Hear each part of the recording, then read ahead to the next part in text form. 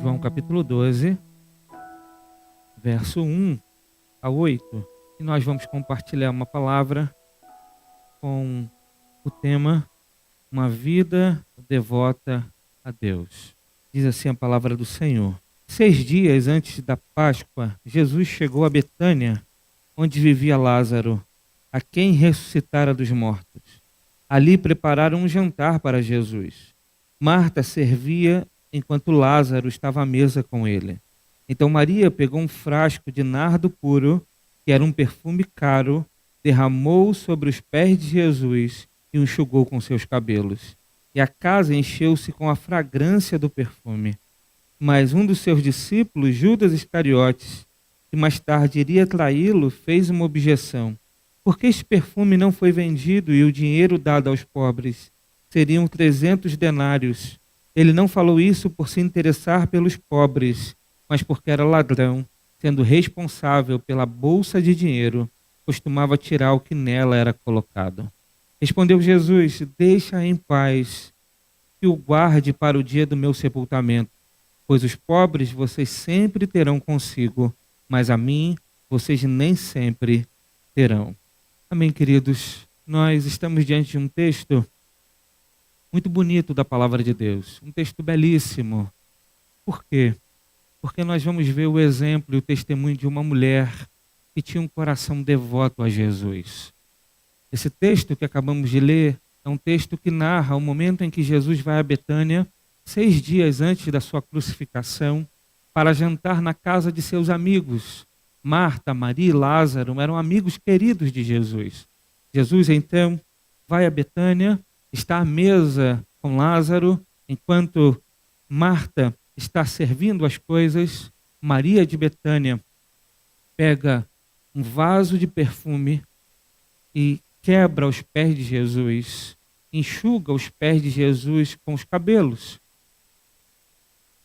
Essa atitude de Maria de Betânia é algo que impacta o coração daqueles que estão ali naquele jantar, ao ponto dela ser criticada por Judas Iscariotes.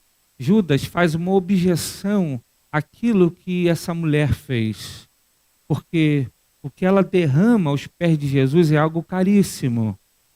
Judas avalia aquele perfume no valor de 300 denários. De 300 denários naquele tempo significava mais ou menos 1 ano de trabalho de um trabalhador.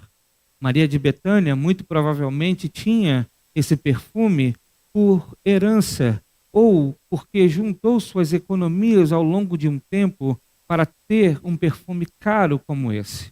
E por que uma mulher tinha um vaso com perfume caro desta forma? Porque naquele tempo as mulheres solteiras tinham a expectativa do casamento. Elas sonhavam com o casamento, elas sonhavam com o noivo. E o perfume era guardado para ser usado na noite de núpcias.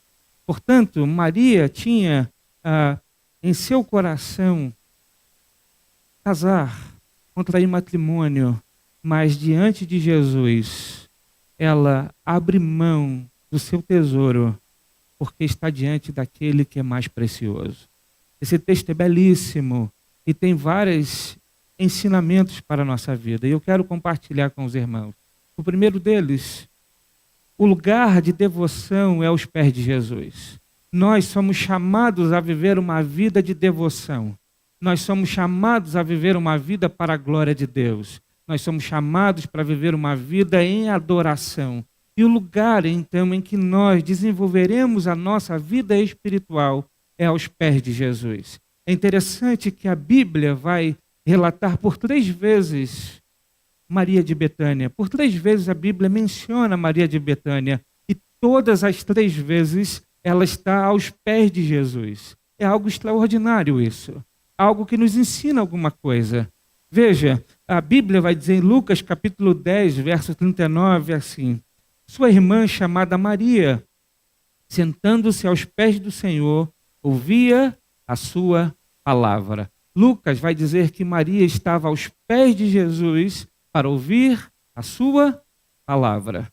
Se nós olharmos para João capítulo 11, versos 32 e 33, o texto que nós utilizamos por último, antes das férias pastorais, nós vamos ver que Maria, ela corre para o encontro de Jesus e chora por conta de seu irmão. O texto diz: ao chegar ao lugar onde Jesus estava e vê-lo, Maria lançou aos seus pés.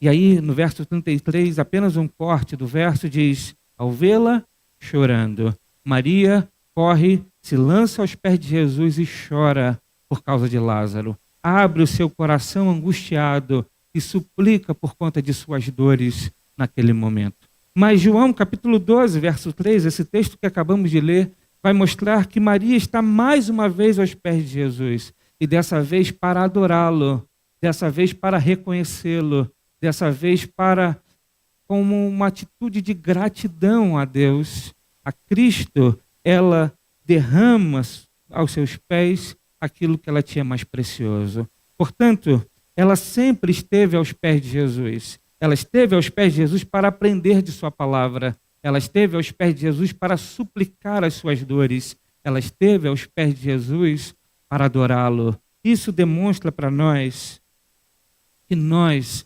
devemos cultivar uma vida em devoção. Isso nos ensina para nós que nós devemos buscar uma vida em adoração a Jesus. É certo dizer que glorificamos a Deus em todas as áreas da vida. É certo dizer que quando buscamos no mercado de trabalho fazer o melhor, quando buscamos em nossos estudos fazer o melhor, quando buscamos ser para nossa família um melhor, quando nosso coração está em fazer essas coisas para Deus, é certo dizer que glorificamos a Deus nessas coisas, mas o que nós não podemos esquecer nunca é aos pés de Jesus que nós alimentamos o nosso coração para que de fato a vida seja vivida para Deus.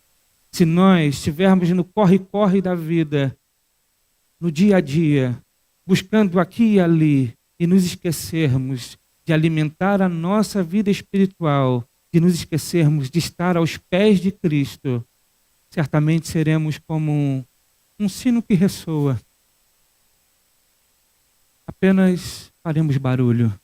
Ou talvez seremos como apenas um ortodoxo, aquele que tem a doutrina correta, ou aquele que é muito trabalhador, mas esqueceu há muito tempo a motivação certa, o amor do coração, há muito tempo esqueceu do porquê faz essas coisas.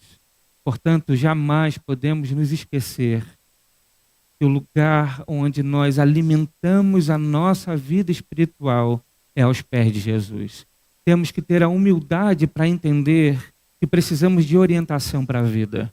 Precisamos ter a humildade para compreender que aos pés de Jesus é o que faz com que nós aprendamos a respeito da vida, a respeito do próprio Deus, a respeito daquilo que Ele espera de nós. Nós não podemos viver apenas de pé, correndo aqui e para lá, fazendo aqui e ali, sem antes compreender que o que nos motiva corretamente a buscar e batalhar as coisas precisa ser a nossa vida espiritual, precisa ser um momento de devoção ao nosso Deus. Precisamos estar aos pés de Jesus. Nós devemos cultivar uma vida aos pés de Jesus. Mas, para estar no lugar da devoção, precisamos ter Cristo como a coisa mais preciosa da vida. E esse é o segundo ponto. Jesus Cristo precisa ser a pessoa mais preciosa da nossa vida. Se Cristo não for a pessoa mais preciosa da nossa vida, qualquer coisa ou pessoa tomará o lugar de Jesus em nosso coração. Se Cristo não for a pessoa mais preciosa do nosso coração, nós certamente amaremos de forma errada as coisas ou as pessoas. Porque se há um mandamento que está sobre nós, é amar a Deus sobre todas as coisas. Portanto, quando o nosso coração não tem Cristo como algo mais precioso, faremos de outras coisas mais preciosas do que Jesus. É interessante lembrar que o apóstolo Paulo, quando escreve a carta para os filipenses, para a igreja de Filipe, Paulo vai dizer a mesma coisa com palavras aquilo que Maria fez com o gesto.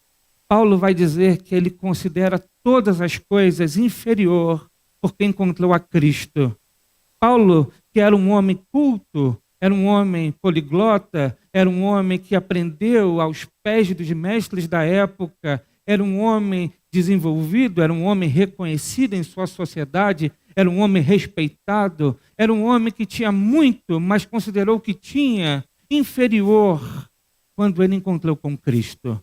Em Filipenses ele vai dizer, no verso 7 do capítulo 3, mas o que para mim era lucro, passei a considerar perda por amor de Cristo. Maria faz o mesmo quando encontra com Jesus em sua casa. 6 dias antes de Cristo ir para a cruz, Maria pega aquilo que ela tinha de mais precioso, quebra aos pés de Jesus. Se Maria estava guardando aquilo para o casamento, ela considerou um matrimônio inferior ao seu Senhor. E é uma pergunta eu gostaria de fazer para você. Será que o sonho do casamento é secundário comparado a Cristo, ao amor a Cristo? Será que o sonho, por exemplo, de construir uma família é secundária comparado a Jesus? Será?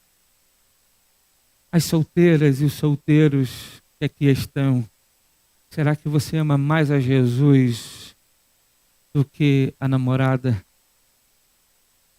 Será que você ama mais a Jesus do que o sonho e o desejo de um dia ter um relacionamento? Mas essa atitude de Maria nos ensina não apenas que ela considerou o sonho algo secundário, mas ela considerou aquilo que ela tinha algo secundário. Será que nós consideramos aquilo que temos como algo secundário comparado com Jesus? Será que as nossas finanças, os nossos projetos de vida, os nossos sonhos, a nossa carreira é inferior comparado com Jesus? É só você fazer um teste no seu coração. É só você fazer uma pergunta honesta para si mesmo. Se um dia Deus virasse para você, assim como fez com Abraão, e dissesse, dá para mim, sacrifica para mim, qual seria a sua atitude? Se um dia Deus dissesse, abandona a sua carreira por amor a mim, qual seria a sua atitude? Não estou dizendo se um profeta dissesse, não estou dizendo se um pastor dissesse, que é muito charlatão falando em nome de Deus para tirar coisas das pessoas. Não estou dizendo isso. Estou dizendo se o teu coração tivesse a convicção de que Deus está pedindo algo de você, a sua carreira, a sua profissão, o seu filho, o seu relacionamento, qual seria a sua atitude diante disso? Lembra que ele fez isso com Abraão? Muito bem. Louvado seja Deus, que o nosso Deus não é um Deus de pedir sacrifícios. Sabe por quê? Porque Ele que sacrificou por nós. A Bíblia diz que Ele manifesta o seu amor quando entrega Cristo como sacrifício. Diferente de todas as outras religiões que exigem sacrifícios, porque todo falso Deus exige sacrifício, o verdadeiro Deus foi aquele que abriu mão de si mesmo e se sacrificou por nós. E o que Ele espera de nós? Viver uma vida em devoção. Isso só é possível se de fato Ele for a coisa mais preciosa da nossa vida.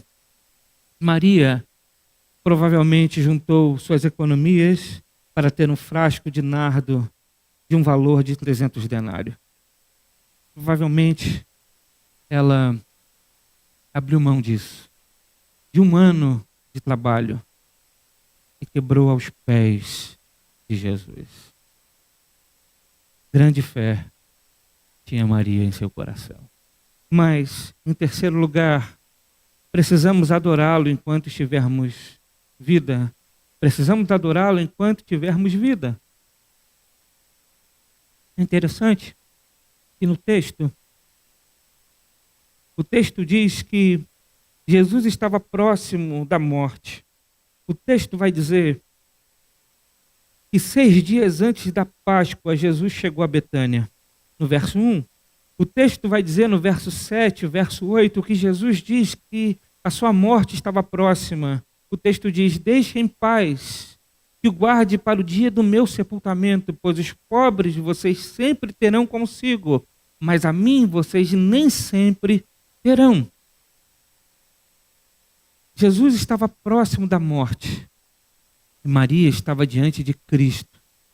E ela não perdeu a oportunidade de adorá-lo, de homenageá-lo, de servi-lo. Maria talvez ainda não tinha no seu coração toda a completude da obra de Cristo na terra. Aquilo que sabemos hoje, aquilo que temos por revelação nas cartas do apóstolo Paulo, nas cartas dos outros apóstolos, aquilo que nós temos de compreensão daquilo que Cristo veio fazer ao mundo, talvez Maria ainda não tivesse o mesmo entendimento que nós temos. Talvez no coração dela, aquela seria a última oportunidade dela manifestar todo o seu amor e toda a sua adoração. E ela não perdeu a oportunidade. Maria homenageou a Cristo em vida. Mas precisamos pensar o seguinte: Deus não é uma criação da mente humana apenas para a vida ser melhor ou ter mais sentido. Mas o homem foi criado para que sua vida seja para adoração. E se ele descobrir essa verdade, terá uma vida plena e cheia de sentido. E por que eu estou dizendo isso? Porque, diferente de Maria, nós sabemos que Cristo morreu na cruz, ressuscitou ao terceiro dia, vivo está, e a Ele nós precisamos viver uma vida em adoração. A grande pergunta é: será que a nossa vida de fato é uma vida de adoração? Enquanto temos vida, será que adoramos aquele que vive? Porque vivo ele permanece e permanecerá. A grande questão é se nós viveremos uma vida para adorá-lo. Ele não mais vai à cruz, ele já foi. Ele não mais descerá ao sepulcro, ele já desceu. Um dia o sepulcro chegará para nós. A grande pergunta é: enquanto temos vida, homenageamos o nosso Senhor? Enquanto temos vida, vivemos em adoração a Deus? Essa é uma pergunta que nós devemos fazer. Como diz Salomão em Eclesiastes, lembra-se do seu Criador nos dias da sua juventude, antes que venham os dias difíceis, antes que se aproxime os anos em que você dirá: não tenho satisfação neles, antes que se escureçam o sol e a luz, a lua e as estrelas, as nuvens voltem depois da chuva, quando os guardas da casa tremerem, os homens fortes caminharem encurvados, e pararem os moedores por serem poucos, e aqueles que olham pelas janelas enxergarem embaçado.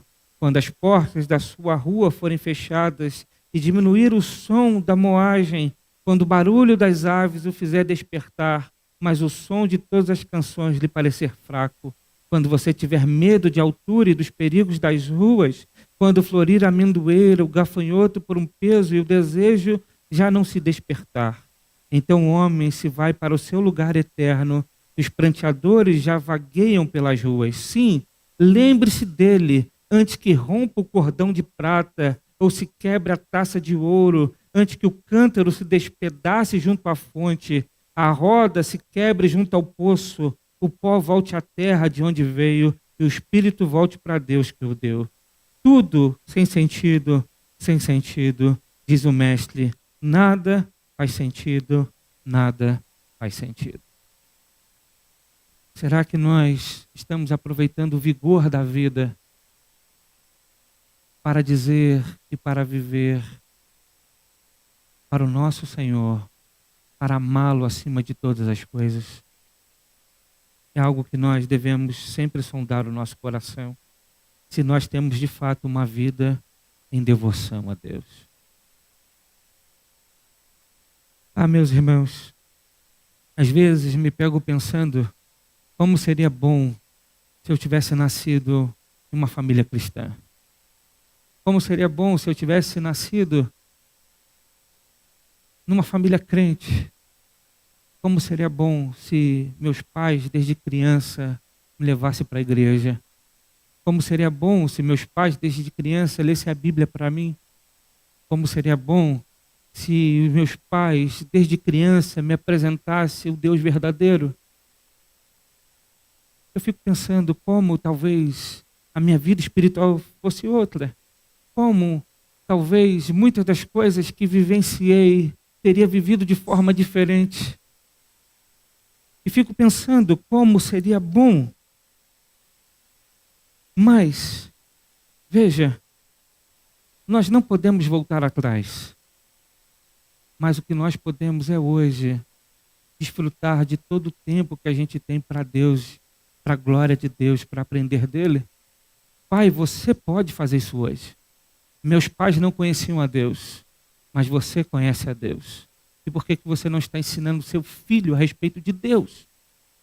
Por que você não está falando para ele a respeito do Criador? Por que você ainda não ensinou sobre Cristo e o que ele fez por nós na cruz? Por que teu filho não te vê orando? Por que teu filho não te vê apaixonado por Jesus? Por que será? Por que será que você é mais apaixonado pelo Flamengo, pelo Botafogo, pelo Palmeiras, pelo São Paulo, do que por Jesus? Por que será que você fala mais de futebol do que da palavra de Deus? Por que será? Por que será que o teu filho vê você correndo o tempo todo pensando em trabalho, em negócios, em dinheiro, e não vê você preocupado em ensiná-lo, em orientá-lo a respeito de Jesus, da palavra de Deus? Por que será? Por que será? Por que nós perdemos tempo com coisas tão secundárias e fúteis? Por que será? Porque talvez o nosso coração não é o coração como o de Maria de Betânia. Talvez o nosso coração está distraído com tantas outras coisas. Nós temos tantos projetos e sonhos que não dá tempo de estar aos pés de Jesus. Meus irmãos, como nossa vida seria diferente se nós vivêssemos aos pés de Jesus. Todos nós podemos adorá-lo em vida. Maria deu flores em vida. Nós podemos fazer isso. Maria foi diferente das outras mulheres, porque o texto de Marcos, capítulo 16, vai dizer que quando Jesus está no sepulcro, já era sábado, Jesus estava morto, Maria Madalena, Salomé, Maria, mãe de Tiago, compraram especiarias aromáticas para ungir o corpo de Jesus. Elas foram quando ele já estava morto. Maria de Betânia adorou com Cristo em vida. Nós podemos adorar em todo tempo, em todo momento. Basta que o nosso coração esteja em Jesus. Precisamos crescer espiritualmente. E crescer espiritualmente vai mudar a nossa vida. Às vezes queremos ter uma vida transformada, mas não queremos estar aos pés de Jesus. Queremos Deus para que Deus nos ajude nas nossas mazelas, mas não queremos estar aos pés de Jesus, humildemente aprendendo dele, ouvindo a sua palavra, sendo grato de coração e o adorando. Portanto, meus irmãos, devemos viver uma vida de devoção e de adoração, e viver uma vida devota acarretará críticas e perseguição. Esse é o ponto importante. Viver na luz vai fazer com que as trevas se voltem contra, haverá perseguição. E é o que acontece quando Judas Iscariotes faz a sua objeção. O verso 4 e o verso 6 diz assim: Mas um dos seus discípulos, Judas Iscariotes, que mais tarde iria traí-lo, fez uma objeção. Porque este perfume não foi vendido e o dinheiro dado aos pobres. Seriam 300 denários. Ele não falou isso por se interessar pelos pobres, mas porque era ladrão, sendo responsável pela bolsa de dinheiro. Costumava tirar o que nela era colocado. Judas faz a objeção não porque ele tinha uma motivação legítima, porque cuidar dos pobres é uma motivação legítima, mas porque o seu coração já estava longe de Deus. O seu coração não era um coração devoto. O seu discurso era bonito, mas o seu coração estava longe do Senhor. E assim, muitas vezes, nós agimos no dia a dia. Quer ver? A gente fala assim, muitas vezes, se eu não correr atrás para botar o pão na mesa, quem é que vai fazer? E por que a gente diz isso? Para dizer para o nosso coração, eu não tenho tempo para devoção. O discurso é legítimo, mas na verdade ele já mascara um coração que não está aos pés de Jesus. A gente diz, eu não posso porque eu tenho tantos compromissos e responsabilidades.